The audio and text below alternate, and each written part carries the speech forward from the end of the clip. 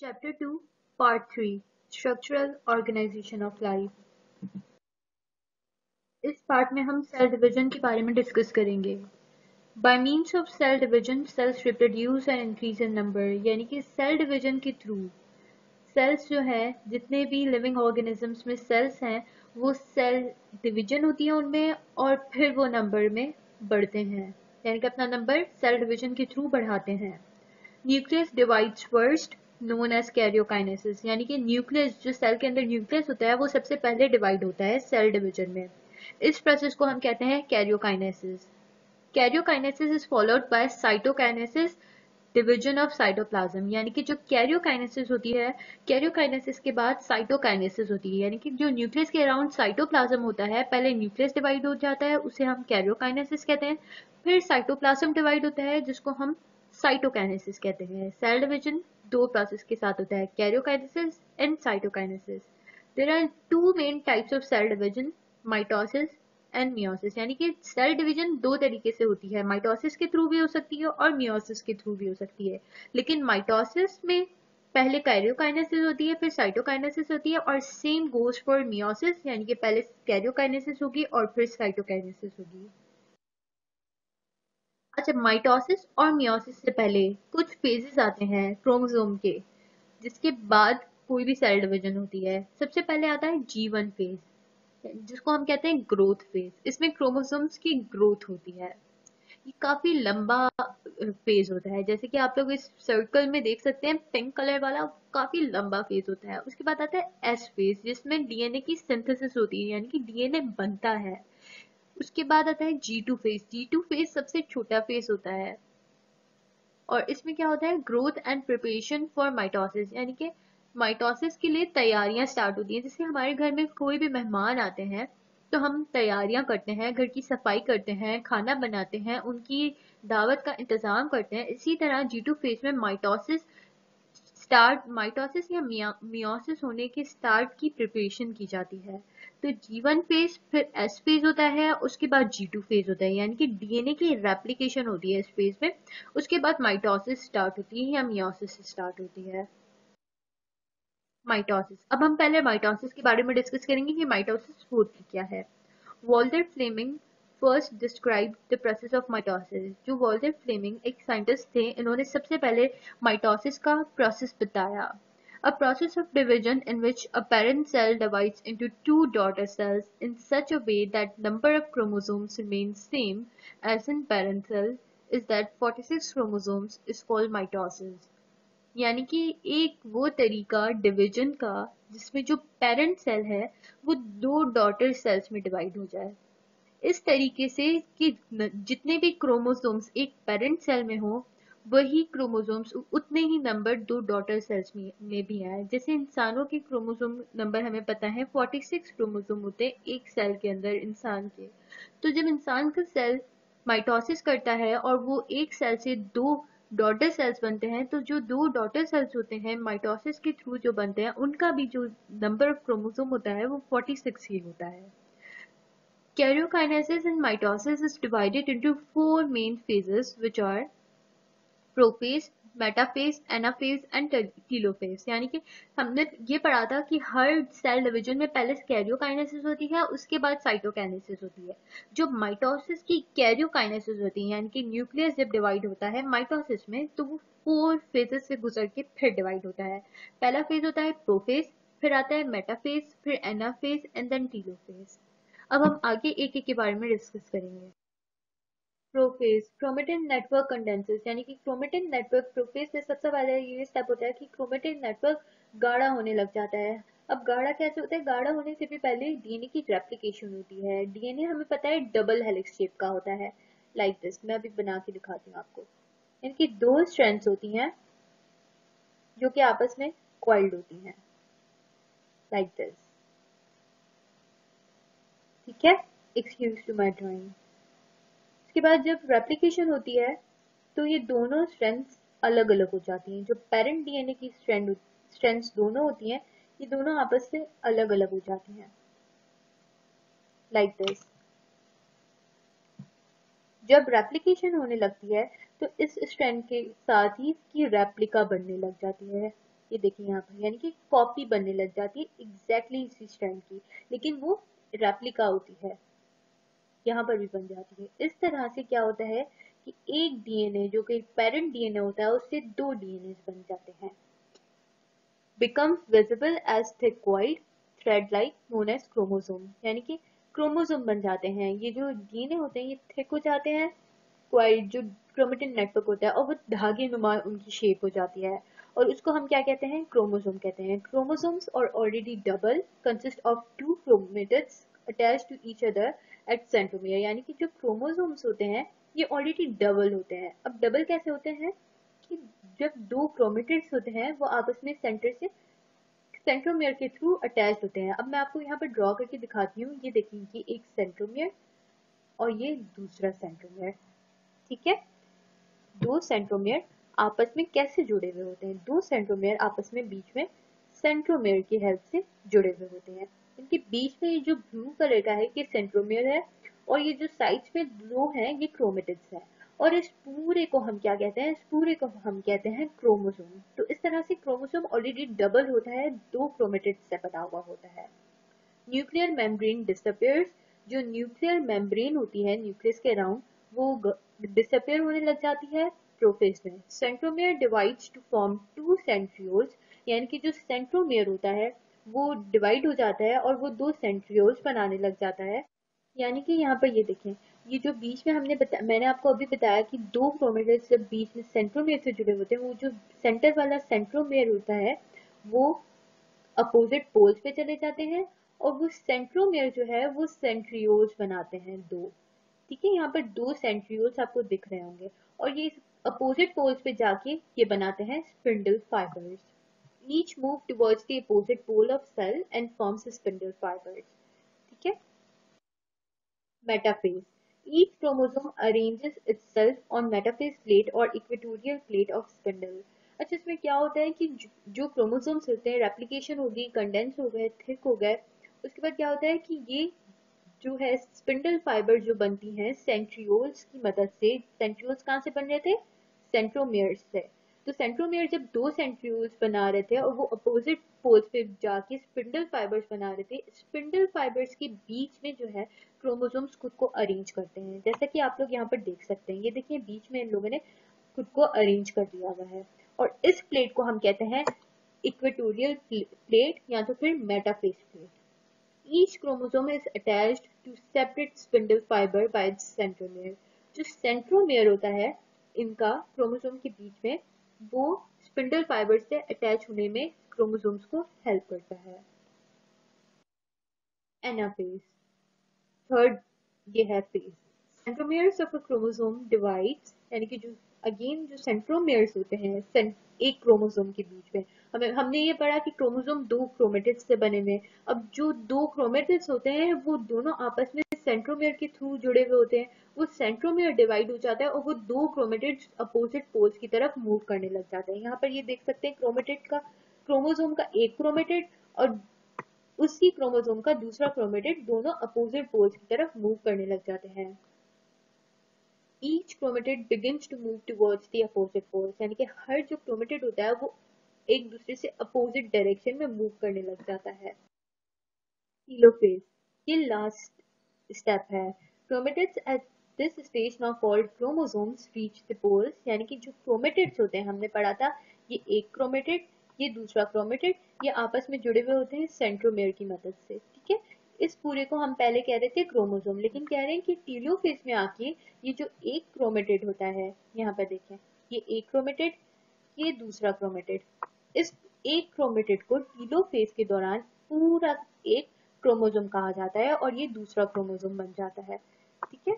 Each pole receives same number of chromosomes as were present in parent cell, यानी कि एक parent cell में जितने भी क्रोमोसोम्स प्रेजेंट होते हैं, माइटोसिस के थ्रू जो दो डॉटर सेल्स बनते हैं उनमें भी same number of chromosomes present होते हैं। क्यों? क्योंकि हमने पढ़ा था कि एक डीएनए अपनी दो कॉपीज बनाता है, इसीलिए जो नंबर होता है क्रोमोसोम का वो सेम रहता है।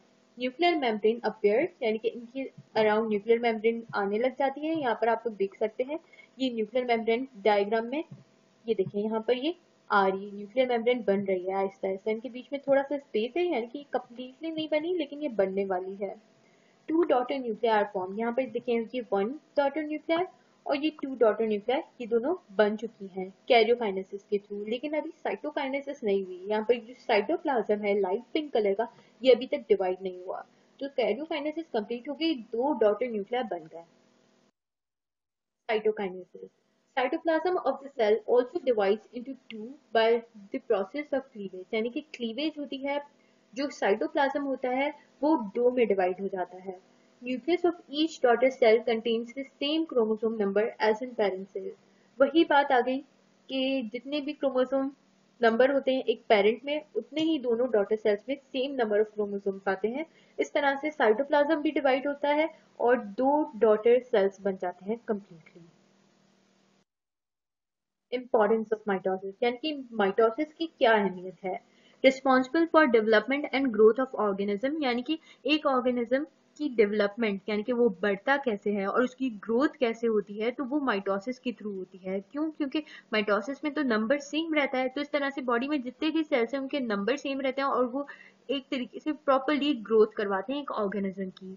Almost all kinds of asexual reproduction and vegetative propagation take place by mitosis, यानी कि जितनी भी असेक्सुअल रिप्रोडक्शन होती है, यानी कि जिसमें दूसरे पेरेंट की नीड नहीं होती, सिर्फ एक पेरेंट से ही रिप्रोडक्शन होती है, तो उसमें हमें माइटोसिस बहुत ज़्यादा हेल्प कर पाता है। और वेजिटेटिव प्रोपेगेशन में भी हमें बहुत ज़्यादा माइटोसिस हेल्प करती है। Production of new somatic cells, यानी कि एक जैसे हमें कोई भी वही नीचे भी पॉइंट लिखा हुआ है, दोनों का सेम है, मतलब एक साथ में आपको बता देती हूँ। The healing process is also dependent upon mitosis, यानी कि एक जब हमें कोई चोट वगैरह लगती है किसी भी जगह पे, तो वहां पर जो सेल्स वगैरह ग्रो करने लग जाते हैं, दोबारा से हमारी वो स्किन हील हो जाती है, वही स्किन बन जाती है, तो वो पूरा प्रोसेस माइटोसिस के थ्रू होता है। और जो न्यू सोमैटिक सेल्स यहाँ पर जो लिखा हुआ है, इसका मतलब यही हुआ कि अगर हमें वाउंड वगैरह लग जाता है और सेल्स हमारे डैमेज हो जाते हैं, तो जो न्यू सोमैटिक सेल्स बनते हैं अराउंड द वाउंड, तो वो भी माइटोसिस के थ्रू बनते हैं। अब हम मियोसिस के बारे में पढ़ेंगे कि मियोसिस क्या होती है। It is a process in which a parent cell divides into four daughter cells in a way that each daughter cell contains half number of chromosomes as in parent cell. यानी कि ये वो process है जिसमें जो parent cell होता है वो चार डॉटर सेल्स बनाता है, इस तरीके से कि जो हर डॉटर सेल होता है उसमें हाफ नंबर ऑफ क्रोमोसोम्स होते हैं as compare to parent cell. अच्छा, हमने पढ़ा था माइटोसिस में दो डॉटर सेल्स बन रही हैं, लेकिन मियोसिस में चार डॉटर सेल्स बन रही हैं। माइटोसिस में जो है वो नंबर ऑफ क्रोमोसोम सेम रहता है, लेकिन मियोसिस में जो डॉटर सेल्स बनते हैं चारों चारों में हाफ नंबर ऑफ क्रोमोसोम होता है। Reduction from diploid number of chromosomes to haploid number is that 46 to 23, यानी कि इसका ये मतलब हुआ कि जो डबल नंबर होते हैं क्रोमोसोम्स के वो हाफ में कन्वर्ट हो जाते हैं। जो डबल, अच्छा यहाँ पर एग्जांपल दी हुई है 46 क्रोमोसोम्स नंबर ह्यूमन सेल के अंदर होते हैं, ठीक है, 46 क्रोमोसोम्स होते हैं। जब ह्यूमन सेल की मियोसिस होती है तो 46 क्रोमोसोम वाला जो सेल होता है वो चार डॉटर न्यूक्लिया बनाएगा और उन चारों डॉटर न्यूक्लिया में हर एक का क्रोमोसोम नंबर होगा 23, which is half of 46। Meiosis consists of two phases, meiosis 1 and meiosis 2, यानी कि meiosis भी further divided है। meiosis 1 पहले होती है, उसके बाद meiosis 2 होती है। meiosis 2 यानी कि यहाँ पर मैंने डिटेल में आपको समझाया हुआ है meiosis 1, meiosis 2। जो meiosis 1 होती है उसमें प्रोफेज, मेटाफेज, एनाफेज, टीलोफेज, ये चारों स्टेप्स होते हैं और meiosis 2 में भी ये चारों स्टेप्स होते हैं, लेकिन फर्क ये है कि meiosis 1 में प्रोफेज 1 होता है, मेटाफेज 1 होता है, एनाफेज 1 होता है और टीलोफेज 1 होता है। इसी तरह से meiosis 2 में भी होता है। Meiosis 1, फर्स्ट meiotic डिवीजन और रिडक्शन फेज। Meiosis 1 के बारे में अब हम डिस्कस करेंगे, इसको हम फर्स्ट meiotic डिवीजन भी कहते हैं और रिडक्शन फेज भी कहते हैं। प्रोफेज 1, meiosis 1 का फर्स्ट स्टेप प्रोफेज 1।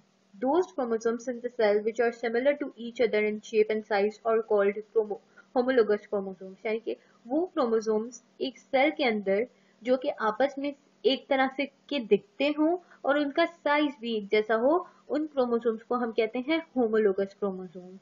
दे अकर इन पेयर्स, यानी कि वो आपस में पेयर बना लेते हैं, homologous chromosomes. In each homologous pair, there are 4 chromatids, since each number of the pairs has already doubled itself. यानी कि हर होमोलोगस पेयर में 4 क्रोमेटिड्स होते हैं और हर पेयर खुद को डबल कर चुका हुआ होता है। जैसे यहाँ पर आप लोग देख सकते हैं, ये जैसे ये दो हैं, ठीक है, ये आपस में होमोलोगस पेयर है, ठीक है। इसमें 4 क्रोमेटिड्स हैं, आप देख सकते हैं। एक ये क्रोमेटिड हो गया, ठीक है, एक इसके नीचे वाला, तीसरा ये हो गया, and fourth one is this one. तो इस तरह से 4 क्रोमेटिड्स होते हैं एक होमोलोगस पेयर में। Homologous chromosomes join to exchange their parts at certain places, a process called crossing over। यानी कि जो homologous chromosomes होते हैं वो आपस में ज्वाइन हो जाते हैं। ये देखिए यहाँ पर मैं बनाती हूँ एक homologous chromosome, ठीक है, और ये हो गया हमारा दूसरा homologous chromosome, ठीक है। जब इनकी क्रॉसिंग ओवर होती है तो क्या होता है, ये आपस में ज्वाइन होते हैं और ये कुछ पार्ट्स खुद के चेंज कर लेते हैं। होता ऐसे है कि ये देखें, ये हो गया, इतना बनाते हैं हम इसको, इसका इसने ब्लू वाले का थोड़ा पार्ट ले लिया, देखें, लाइक दिस, ओके। और अब हम ब्लू वाला बनाते हैं chromosome, second chromosome.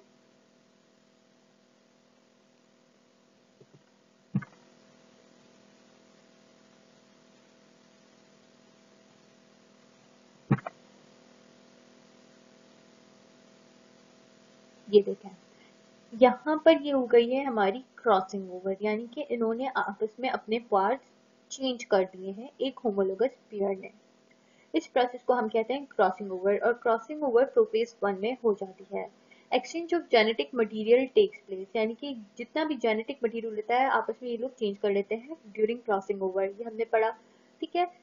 Nuclear membrane disappears, spindle fibres are formed. वही हो गया माइटोसिस के प्रोसेस की तरह की, न्यूक्लियर मेम्ब्रेन जो है न्यूक्लियस के अराउंड वो खत्म होने लग जाती है और स्पिंडल फाइबर्स बनने लग जाते हैं। कैसे बनते हैं कि क्रोमोसोम्स के बीच में दो क्रोमेटिड्स जो होते हैं वो आपस में सेंट्रोमेयर से जुड़े हुए होते हैं, और सेंट्रोमेयर जो है वो दो सेंट्रियोल्स बनाते हैं, फिर सेंट्रियोल्स जाके स्पिंडल फाइबर्स बनाते हैं। ये हमने पहले माइटोसिस में डिस्कस कर लिया हुआ था।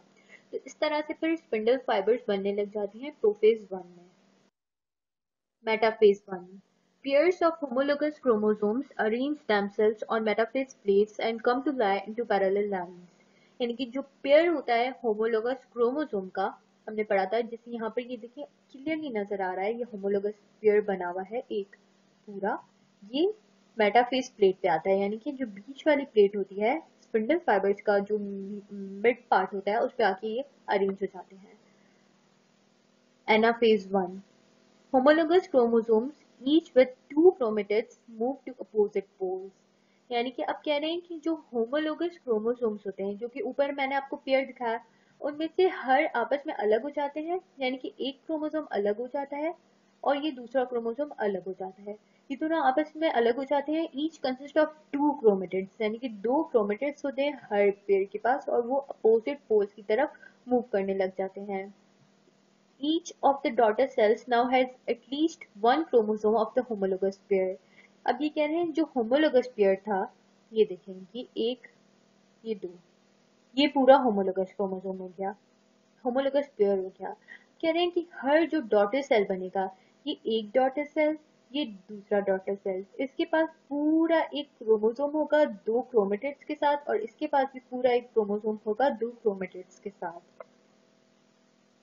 फिर आप चलते हैं next step, telophase 1। The chromosomes come to rest at the poles. The chromosomes at each pole uncoil and elongate to form chromatin। इनकी वही बात आ गई कि जैसे मैं आपको पहले क्लियर कर चुकी हुई थी कि हर डॉटर सेल के पास पूरा एक क्रोमोसोम आ जाएगा, और जब ये अपोजिट पोल्स तक पहुंच जाते हैं तो वो इलोंगेट होते हैं ताकि क्रोमेटिन दोबारा से बन जाए, और अनक्वाइल हो जाते हैं, यानी कि आपस में जो भी क्वाइल्ड हुए हुए होते हैं वो क्वाइल खत्म कर देते हैं एक दूसरे से। A nuclear membrane is formed at each pole resulting in the formation of two daughter nuclei. Nuclear membrane बनने लग जाती है, यहाँ पर ये देखेंगे न्यूक्लियर मेम्ब्रेन बनी हुई है पूरी और दो डॉटर न्यूक्लिया बन जाते हैं। और इसके बाद साइटोकाइनेसिस होती है, साइटोप्लाज्म डिवाइड होता है और दो डॉटर सेल्स बन जाते हैं। Meiosis two, meiosis two is similar to mitosis. जो मियोसिस टू है वो माइटोसिस की तरह ही होती है। मियोसिस वन में सारे स्टेप्स हुए टीलोफेज तक, उसके बाद साइटोकाइनेसिस हुई और दो डॉटर न्यूक्लिया बन गए, यानी कि दो डॉटर सेल्स बन गए। पहला ये बन गया और दूसरा ये बन गया। उसके बाद प्रोफेज टू स्टार्ट होती है। Primary mean for separating the two chromatids of each chromosome, यानी कि मियोसिस टू में बेसिकली क्या होता है कि पूरा एक क्रोमोसोम हुआ होता है ना एक डॉटर सेल में। तो जब मियोसिस टू होती है उसमें ये कहते हैं कि एक क्रोमेटिड जो एक क्रोमोसोम का है वो अलग से सेल में चला जाए और दूसरा क्रोमेटिड अलग सेल में चला जाए। ठीक है, तो पहले मैं आपको स्टेप्स क्लियर कर देती हूँ, उसके बाद आगे के पॉइंट्स हम पढ़ते हैं। प्रोफेज टू में क्या होता है कि क्रोमोसोम्स जो है वो थिक होने लग जाते हैं, न्यूक्लियर मेम्ब्रेन डिसअपियर होने लग जाती है और जो है स्टार्टिंग होती है। फिर आती है मेटाफेज टू। मेटाफेज टू में क्या होता है कि जो मिड लाइन इक्वेटोरियल प्लेन होती है या मेटाफेज प्लेट होती है उस पे जो क्रोमोसोम्स होते हैं वो खुद को अरेंज कर देते हैं, यानी कि स्पिंडल फाइबर्स के मिड पे खुद को आके अरेंज करने लग जाते हैं। उसके बाद एनाफेज टू में क्या होता है कि जो क्रोमोसोम होता है, हम यहाँ पर आप देख सकते हैं ये पूरा एक क्रोमोसोम दो क्रोमेटिड से है बना हुआ। इसमें क्या होता है कि दोनों क्रोमेटिड्स आपस में अलग हो जाती हैं और ये एक दूसरे से भी डिफरेंट होती हैं। क्यों डिफरेंट होती हैं? क्योंकि क्रॉसिंग ओवर हो चुकी हुई होती है और क्रॉसिंग ओवर के दौरान जेनेटिक मटेरियल आपस में चेंज होता है इन दोनों के, जिसकी वजह से ये दोनों आपस में आइडेंटिकल नहीं होते। जैसे आप देख सकते हैं एक क्रोमेटिड पूरा ब्लू है, दूसरा क्रोमेटिड पर्पल एंड ब्लू है, तो ये दोनों आपस में डिफरेंट होते हैं। तो ये दोनों एनाफेज के थ्रू अपोजिट पोल्स पे मूव करने लग जाते हैं। फिर आते हैं टीलोफेज टू में। टीलोफेज टू में क्या होता है कि न्यूक्लियर मेम्ब्रेन रीअपियर होने लग जाती है, कैरियोकाइनेसिस होती है कंप्लीट और दो डॉटर न्यूक्लिया बन जाते हैं। यहाँ पर एक डॉटर न्यूक्लिया, यहाँ पर दूसरा डॉटर न्यूक्लिया, एक सेल के अंदर, दूसरे सेल के अंदर एक डॉटर न्यूक्लिया और ये दूसरा डॉटर न्यूक्लिया। ऊपर हमने पढ़ा था कि मियोसिस वन के थ्रू एक फर्स्ट, यहाँ पर लिखा हुआ है वन और यहाँ पर ऊपर लिखा हुआ है टू, तो यानी कि दो डॉटर सेल्स मियोसिस वन ने बना लिए थे। अब मियोसिस टू में उन दो डॉटर सेल्स में दोबारा से दो दो न्यूक्लिया बनेंगे। फिर दोबारा से इनके बीच में साइटोकाइनेसिस होगी, यहाँ पर साइटोकाइनेसिस होगी और फिर यहाँ पर क्या बनेंगे, फोर सेल्स बनेंगे, वन टू इस सेल में से, वन टू दूसरे सेल में से। इस तरह से साइटोकाइनेसिस भी कंप्लीट होगी और फोर डॉटर न्यूक्लिया बन जाएंगे जिसका क्रोमोसोम नंबर होगा half. The chromatids of each chromosome are no longer identical because of crossing over. Meiosis II has a karyokinesis, splitting of nucleus, and a cytokinesis, splitting of cytoplasm. वही मैंने आपको बात clear कर चुकी हूँ कि पहले कैरियोकाइनेसिस होगी मियोसिस टू में, न्यूक्लियस डिवाइड होगा, उसके बाद साइटोप्लाज्म डिवाइड होकर चार डॉटर न्यूक्लिया बनाएगा। Importance of meiosis necessary for formation of gametes in animals and spores in plants, यानी कि एनिमल्स में गैमेट्स बनाने में हेल्प करती है meiosis और प्लांट्स में स्पोर्स बनाने में हेल्प करती है। Plays very important role in keeping chromosome number constant from generation to generation, यानी कि बहुत इंपॉर्टेंट किरदार अदा करती है कि क्रोमोसोम नंबर जो है वो जनरेशन टू जनरेशन तक कांस्टेंट रहे। जैसे हमें पता है कि ह्यूमन बींग्स में, यानी कि जितने भी ह्यूमन बींग्स हैं उनमें जो नंबर ऑफ क्रोमोसोम है वो 46 ही रहता है। ठीक है, तो इसका ये मतलब हुआ, मैं आपको एक एग्जांपल देती हूँ। जैसे हमें पता है कि ह्यूमन बींग्स का जब सेक्सुअल रिप्रोडक्शन होती है तो उसमें ये होता है कि मेल से स्पर्म आता है जिसका क्रोमोसोम नंबर हाफ होता है मियोसिस के थ्रू। ठीक है, और जो फीमेल होती है उससे ओवम या एग आता है जिसका अगेन क्रोमोसोम नंबर हाफ होता है। इनकी आपस में जब फ्यूजन होती है तो क्रोमोसोम नंबर नॉर्मल हो जाता है, जितना 46 हो जाता है, यानी कि स्पर्म का 23 नंबर ऑफ क्रोमोसोम्स होता है, एग या ओवम का भी 23 होता है। जब ये आपस में इनकी फ्यूजन होती है तो नंबर ऑफ क्रोमोसोम 46 यानी कि एग्जैक्ट वही नंबर हो जाता है जो पेरेंट सेल का होता है। तो इस तरह से मियोसिस जो है वो जनरेशन से जनरेशन तक क्रोमोसोम नंबर कांस्टेंट रखने में हेल्प करती है। Provides a change for the appearance of new gene combinations as a result of crossing over. हमने पढ़ा था प्रोफेज 1 में क्रॉसिंग ओवर हो रही थी जिसकी वजह से होमोलोगस पेयर के बीच में जेनेटिक मटेरियल चेंज हो रहा था। तो उस चेंजिंग की वजह से, उस क्रॉसिंग ओवर के प्रोसेस की वजह से न्यू जीन्स के कॉम्बिनेशंस बनते हैं जिसकी वजह से जो ऑफस्प्रिंग यानी कि जो डॉटर न्यूक्लिया बनते हैं वो अपीयरेंस में डिफरेंट होते हैं। इससे हमें बहुत सारी वेराइटीज मिलती हैं ड्यू टू मियोसिस।